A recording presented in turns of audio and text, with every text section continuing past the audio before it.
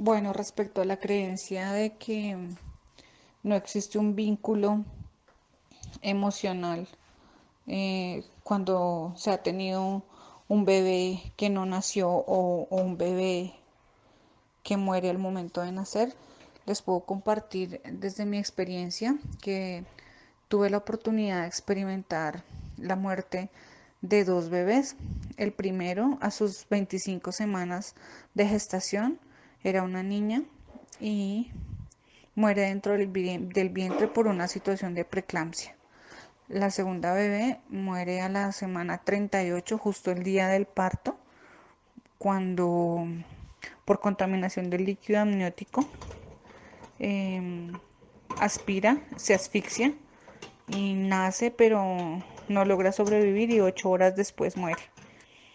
Considero que sí existe una fuerte afectación emocional desde el instante que uno se da cuenta que está en embarazo, porque es una vida que está creciendo dentro del vientre y no solamente se afecta la mamá, sino todo el entorno, las personas que están más allegadas, y es por el motivo de que se crean un montón de expectativas en torno a esa vida.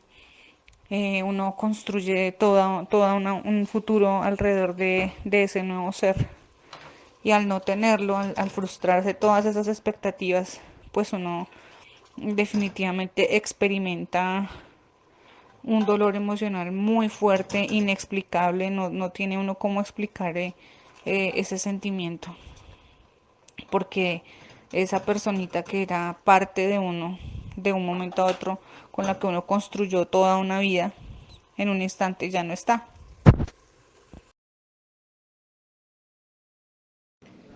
Respecto al trato recibido por parte del personal de la salud, bueno, considero que lastimosamente parece que con el tiempo se pierde lo que llamamos la vocación y se convierte en una tarea mecánica, la rutina de todos los días.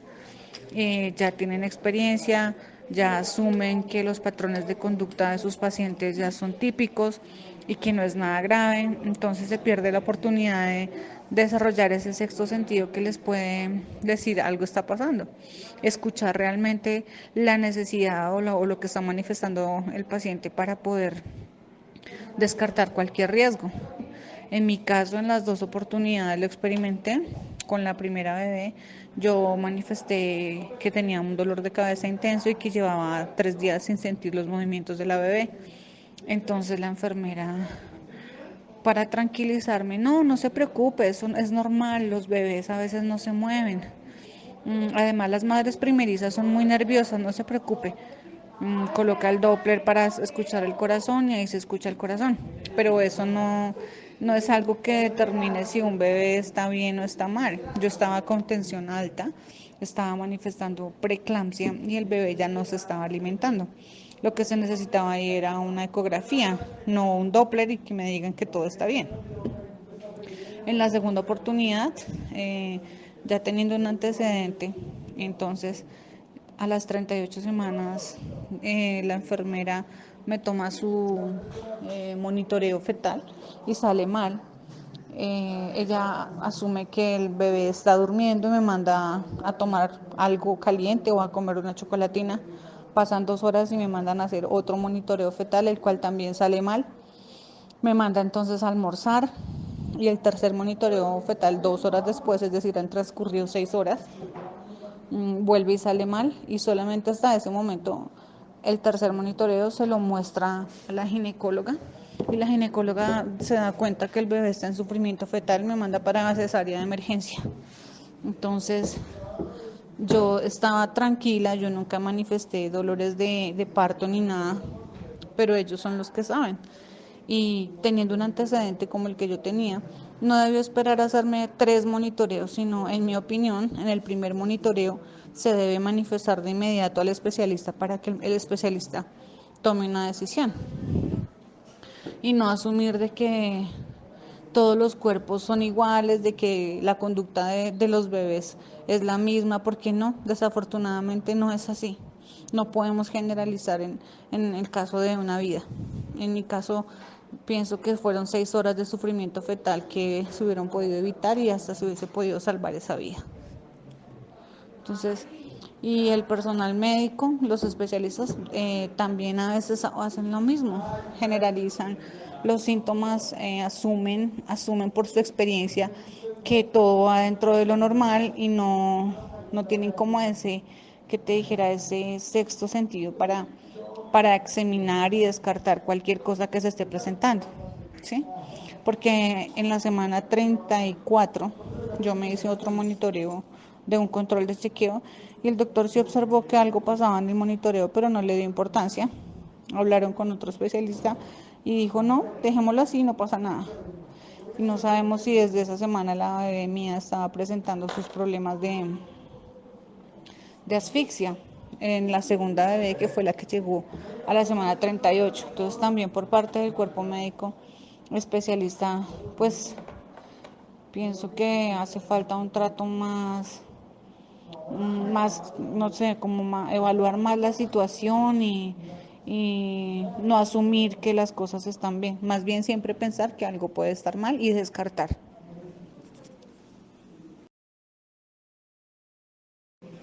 Bueno, si hubo alguien dispuesto a escuchar en el momento de la pérdida, no, realmente en las dos oportunidades pues son momentos de tensión porque acaba uno de salir de un procedimiento y aparte del procedimiento pues la situación con el bebé. En mi primera oportunidad el bebé nació muerto, entonces pues yo ya sabía que estaba muerto. La ginecóloga que me atendió en el parto sí fue muy humana, la que me tocó, gracias a Dios, porque el que se había ido antes de ella, una persona súper indolente, como sin sentimientos, sabía que mi bebé estaba sin vida, pero no manifestaba ningún tipo de ética para conmigo porque venía y hacía un tacto, ay no hace, no, nada, no abre nada, no, esto se demora, no. Duré 24 horas en trabajo de parto inducido con una bebecita muerta en el vientre, con unos dolores súper fuertes, era la primera vez y el doctor bastante indiferente. Pero en el cambio de turnos llegó otra doctora que analizó mi historia clínica, vio todas las horas que llevaba en esta situación y hizo algo por ayudarme, estimuló para que pudiera ensancharse el cuello uterino y a los 5 minutos de que ella llegó, la bebé salió, obviamente salió sin vida y por parte de esta doctora sí hubo algo humanizado porque ella me preguntó si quería ver a la bebé, yo le dije que sí, la puso sobre mi pecho y dijo es necesario que la veas para que sepas que era parte de ti y que ya no está. Es decir, ella me ayudó en ese proceso, en ese momento. Después ya el cuerpo de enfermería no, nada que ver, nada de palabras, solo hacían sus procedimientos que tenían que hacer. Me subieron a una habitación y unas horas después llegó un psiquiatra para hablar conmigo. En la segunda oportunidad fue más cruel porque la bebé nació con vida, duró 8 horas agonizando, nadie me daba razón, yo preguntaba qué pasó con mi bebé, dónde está, qué está pasando, nadie aparecía. Por ahí en un momento apareció una doctora y dijo, la bebé está muy crítica, la verdad ella venía con sufrimiento, no podemos hacer nada, estamos esperando una ambulancia para trasladarla, para limpiarle los pulmoncitos, pero ella está muy mal, es mejor que le pidas a Dios que se la lleve. Y se fue y no supe más. Después de 4 horas más, entonces me suben al cuarto y estando en la habitación sube una doctora y me dice que la bebé había fallecido. Fue muy duro, estaba pues en compañía del padre de mi hija en ese momento.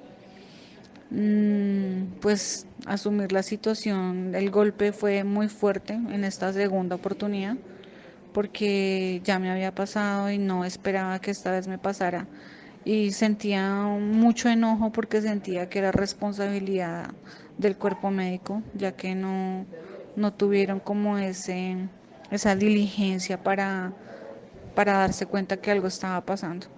Entonces era más el dolor y más la culpa y muchos sentimientos en ese momento, de culpa a mí misma y de culpa a los demás, muchos sentimientos de culpa. Entonces no hubo así nadie más con quien hablar. Hasta el día siguiente otra vez volvió el mismo psiquiatra que me había visto en la anterior oportunidad para medicarme. para que pudiera dormir. No me gusta la medicación, sin embargo, él dijo que tenía que hacerlo.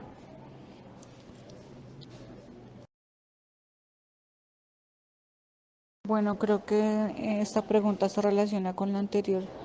Ayuda psicológica no, enviaron una ayuda psiquiátrica.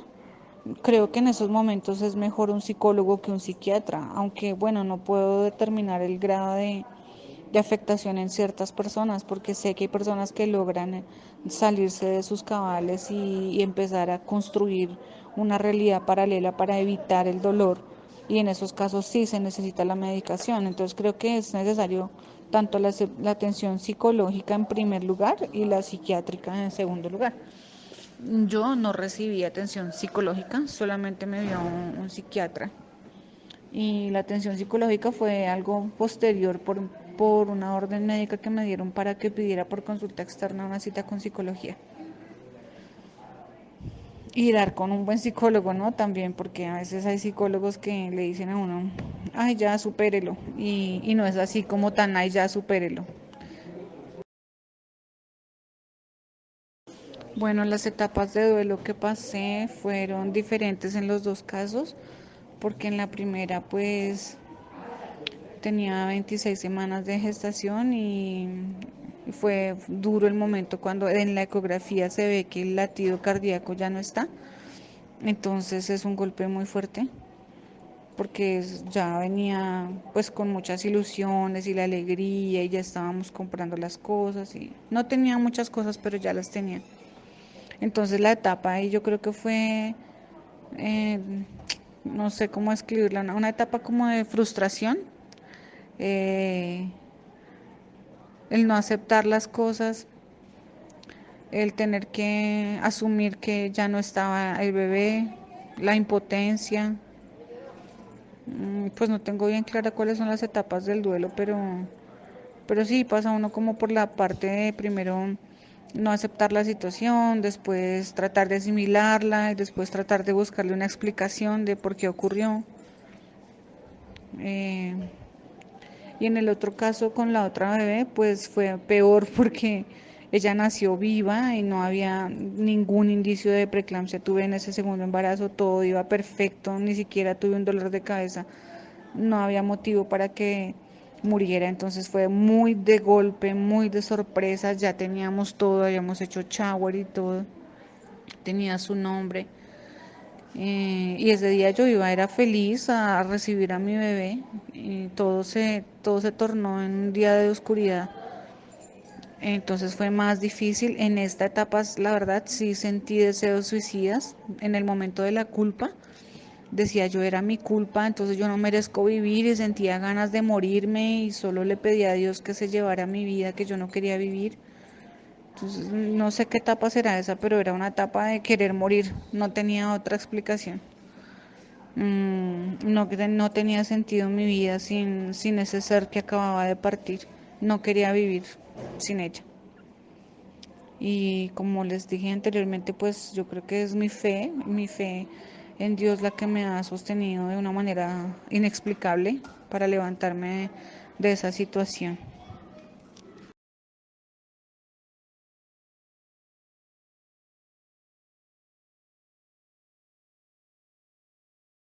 Bueno, el consejo que le daría al personal de la salud, después de haber atravesado yo por dos pérdidas de bebés grandes, también perdí otro bebé de 9 semanas de gestación.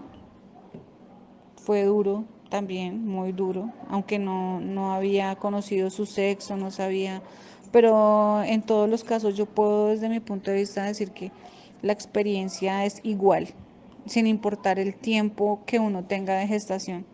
Todas las expectativas son las mismas y uno sabe que es una parte de su ser.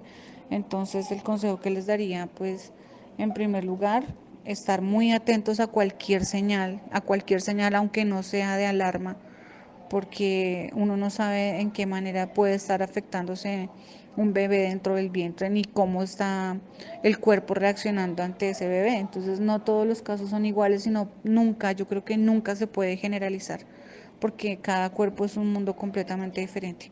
Entonces hay unos patrones sí semejantes, pero En algunos casos pueden ser diferentes.